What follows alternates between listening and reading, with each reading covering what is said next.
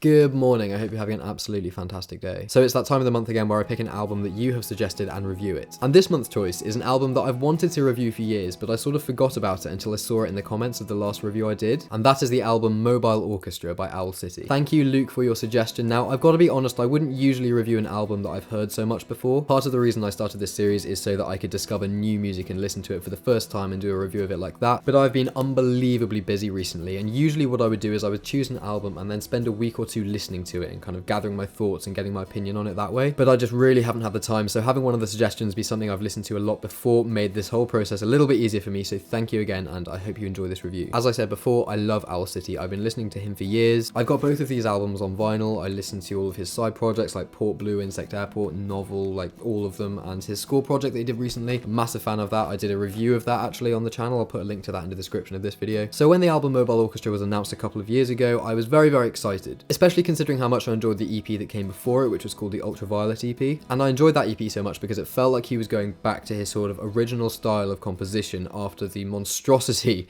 that was the Midsummer Station. Don't get me wrong, there are a couple of nice moments on that, but in general, I just think it's terrible. So Ultraviolet came out, really like that, and then Midsummer Station came out. And I initially thought it was really, really good, but I sort of have changed my mind over the last few years. In fact, even the first couple of months after the first time I listened to it, my mind started to change about exactly what I thought about the album. Track number 1, Verge, is just awful. It's like a really bad song, and I say that as someone who really likes pop music, you know, a chart hit. I really can appreciate the things that go into making a good and successful pop song, and this song just does not have it. It's naff. It's a really naff song. It's like the epitome of a mediocre pop song. Lyrics unashamedly pandering to anyone who was graduating in that year. Aloe Black singing didn't really add anything in my opinion. That awful, sinful, terrible synthesized whistle sound that happens. When I first heard that, I thought that Adam had made some catastrophic mistake and accidentally bypassed all of the effects on the synth line. It's just not pleasant. I say not pleasant, that's probably not the right description. It's almost like too pleasant. Like there is so little to the sounds that it's almost offensive in its lacking. I do like the synth tone of the chords that play under the chorus. I think there's some very good sound design and production there, but other than that, I just found it a really bland, boring song. Track number 2, I Found Love, I enjoyed a lot more than Verge. I thought the production on it was quite nice. It was really cool to hear the return of the kind of classic Owl City synth after the first verse, but used in a nice way, not in the way that it was used in Shooting Star, where it was obviously just trying to hark back to Fireflies. This was kind of, it's a nice song, pretty inoffensive. The lyrics aren't always on point, but it's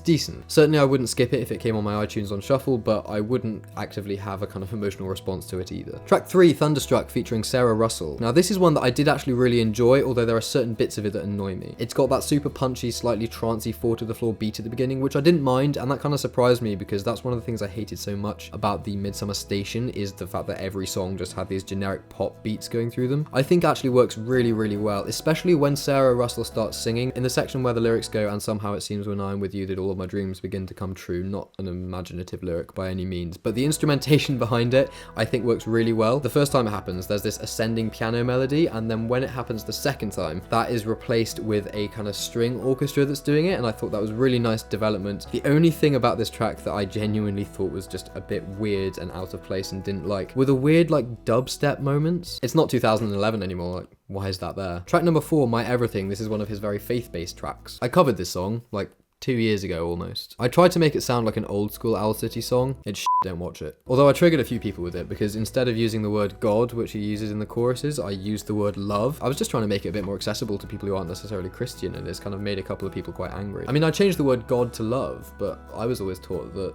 God is love, so same difference really, isn't it? Anyway, boring. Bland song. It's pretty, it sounds nice, it's produced quite well, but other than that, it's just really, really bland, and I feel like unless you are a kind of devout, almost evangelical Christian, then it's not necessarily going to connect with you on any level at all. And that really infuriates me to an extent. In fact, there's a YouTuber called ARTV who does album reviews, who I've followed for quite some time now. I really like his reviews, but he made a really good point about this. He spoke about how in Owl City's earlier music, he would make various references to God and to his faith, but this would be done in a subtle, clever way. It would be through metaphors and through kind of hidden meanings, and that was really, really effective and actually makes the message a lot more powerful. And it also means that the music can be enjoyed by people who aren't necessarily Christian. But like the 3 most recent faith-based songs he's released have just been so obvious and generic worship songs. They're basically the things that you'd expect to hear if you went to an evangelical church. Track 5, Unbelievable, featuring Hanson. I don't think there's a huge amount that needs to be said about this. I also covered this a few years ago. it was also shit.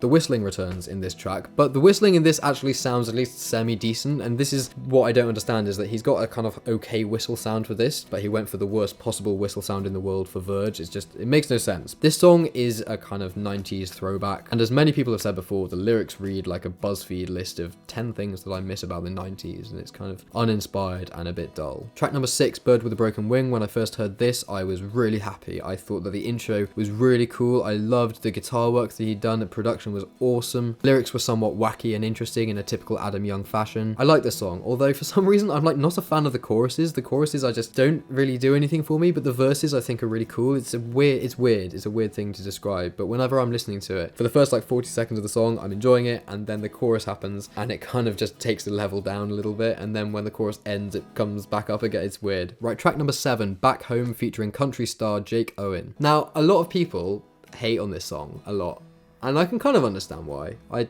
get the whole weird collaboration just trying to appeal to the country audience out there, but this is actually one of my favorite tracks on the whole album. I don't know why, I just really like it. I like the production, I like the contrast between the two voices, I like the lyrics, I like the vibe in general. This kind of just feels like an Owl City song, which is weird because it very much isn't an Owl City song, but I genuinely really like this song. I do get why people don't, but this is one of the few tracks from the album that I do still listen to now occasionally. Track 8 is called Can't Live Without You. This is a bit of a weird one. I can remember listening to the first sort of 30 seconds of this song when it first came out, and I liked it. I thought this is really cool, like the synth sound. I loved the synth tone he'd used, and I loved the claps production stuff that I liked. I thought it sounded really good, it sounded really clean, but the more I listened to it, the more I started to dislike it. And I still like that synth sound, I still think it sounds cool, but it kind of just dawned on me how almost unbearably generic the song was, and how it also used the exact same riffs and patterns that he's used in other songs. It's a very lazy song. It kind of sounds like a total rip-off of a combination of Shooting Star and Wolfbite. The guitar riff that happens at the beginning is effectively the exact same one that happens in Wolfbite. You can hear it during the chorus of Verge. A very similar riff happens in Shooting Star. Adam Young uses it all the time, and it kind of feels to me like that's what he uses when he can't like think of something that's better to do, or maybe he doesn't want to put the time into thinking of something better to do. It's just really boring. I'll show you what I mean. This is kind of like how to write a post 2014 Owl City track. Let me just get a generic Sawtooth Wave on here.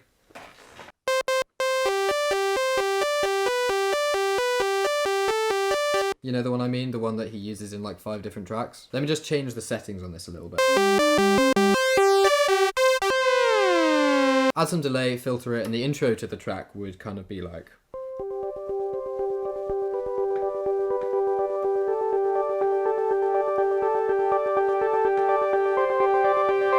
Then after the build-up, the drop would have to sound something like this.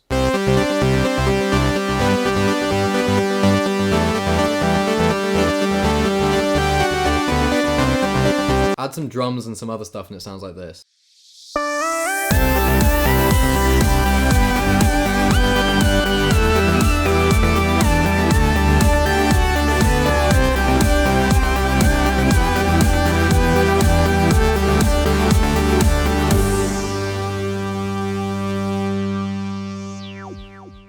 Just kind of lazy. Anyway, Can't Live Without You I initially thought was cool, and then gradually decided that I didn't like it so much. Alright, track number 9, Youre Not Alone, featuring Britt Nicole. Now this suffers from basically exactly the same problem as My Everything. A very faith-based song that just didn't really do anything for me. I remember when this first came out, because it was quite a while ago, and it was the first Owl City song that I ever had absolutely no emotional reaction to whatsoever. Really, I've just got to hark back to what ARTV said, which was just that the music has so much more impact and is so much more interesting for the listener, be them Christian or non-Christian, if the references are somewhat subtle or understated. If you're just there like, I love God, I love God, I love God, it's kind of dull. And I in no way am trying to mock his faith or anyone else's faith, and if you enjoy the song, then that's great. I just personally feel that from a kind of musical and lyrical perspective, it's not very interesting. But maybe he wanted the message to be kind of clear and unadulterated without any metaphors or anything like that, because that's how he feels about his own faith, that he just wants it to be open and honest. And finally, track number 10 is called This Isn't The End. Now this was actually one of the tracks on his Ultraviolet EP. I really think that Adam outdid himself with this one. one, both musically and lyrically. He tackles a dark subject matter of, you know, someone's father killing themselves effectively. And that kind of different direction was so refreshing to hear. It was really interesting. It was great to hear how the different lyrical context influenced the music, and it was just such a good song, and I think it still is a very, very good song. Again, it's one of the few from this album that I listen to quite regularly. I just wish he'd focus more on songs like that than on songs like Can't Live Without You. In all honesty, I felt like this album, it was like a compilation of various different things that he'd never finished. It feels disjointed, and unlike a lot of people, I actually quite liked the fact that there were various sort of different styles of Adam Young music on here. I just wish there had been a bit more of the good stuff and less of the mediocre stuff. But in all honesty, as a huge Owl City fan myself, and I know that that might seem weird because I have just spent the last few minutes saying lots of frankly quite negative things about this album, I am a huge fan of Owl City, you know, Of June, Maybe I'm Dreaming, All Things Bright and Beautiful, Ocean Eyes. These were like quintessential records for me. These formed part of my going through adolescence. And as amazing as that is, and it is amazing, you know, I listen to On the Wing now at 23, and I feel the same emotional response and level of connection to the music, to the lyrics, to the song as I did when I was 16 and I listened to that song, and it kind of was part of my teenage life. You know, as amazing as that experience can be, I think it can also be somewhat of a curse. And I honestly think that anyone who is like me, who kind of grew up during their, you know, late teen years with Owl City's music, is ever going to be able to recapture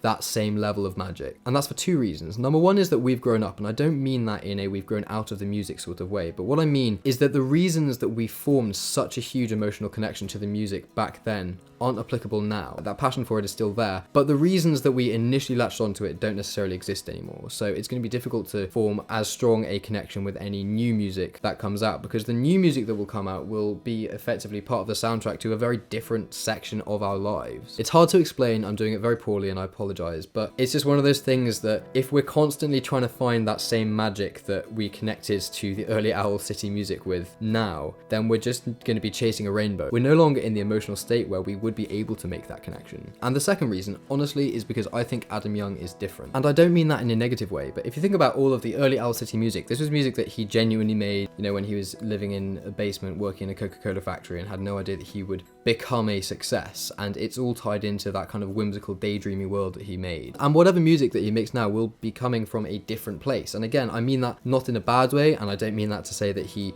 can't make good music, because he certainly can make good music. His Score project was absolutely brilliant. But after Mobile Orchestra came out, I kind of have resigned myself to the idea that there will never be an Owl City release that will be able to have the same impact on me as those first three did. And that's not because the next Owl City album that Adam Young is currently working on won't be really good. It is the fault of nothing but time and life experience. You know, things change, and that's fine. I sound like such a fucking hipster. The album's okay. I'll give it 55, which is in my university rankings a 2-2, which is kind of like a B- basically. In this instance, it's a B-. I bet this video is going to end up being like 15 minutes long because I waffled on so much. Anyway, that's that. I'm finishing this now. I can't be bothered to talk about it anymore. Thank you so much for watching. I really hope you've enjoyed it. As always, let me know down in the comment section what you think, and give me some suggestions for albums I should review next month. I will be choosing one that I've never listened to before, so give me some good ones. I can't wait to have a listen to them. Obviously, these are just my own opinions and thoughts, and I would honestly love to hear what you think about the album. If you disagree with anything that I've said, even if you disagree with my whole review, or of what I think about Owl City and how it's changed over time for people, just let me know down there, because I would really love to hear different people's viewpoints about it. So let me know any thoughts that you have down in the comment section. Thank you so much for watching. I really do hope that you've enjoyed this. Have an absolutely fantastic day, and I will see you very soon.